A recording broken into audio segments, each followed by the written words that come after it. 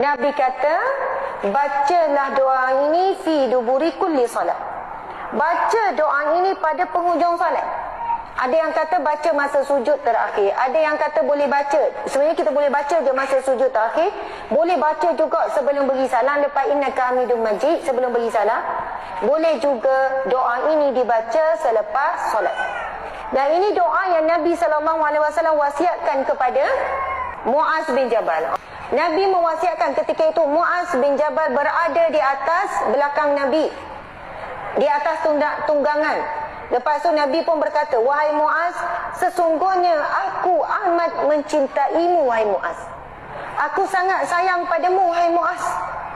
Janganlah kamu tinggalkan doa ini setiap kali di hujung solat.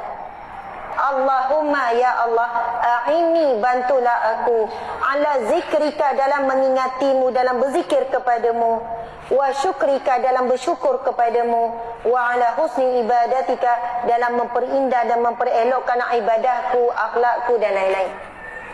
Tanpa pertolongan Allah, kita tak mampu menjadi ahli istighfar ataupun ahli zikir.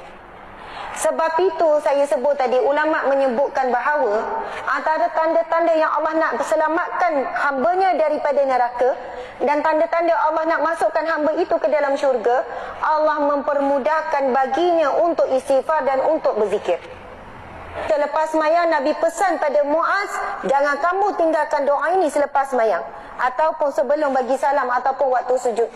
Jadi kita kalau dah hafal kau bahasa Arab, kita kena ingat 3 doa tu tadi.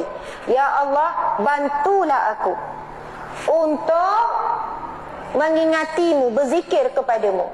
Bantulah aku dalam bersyukur kepadamu, supaya aku jadi hamba-Mu yang bersyukur.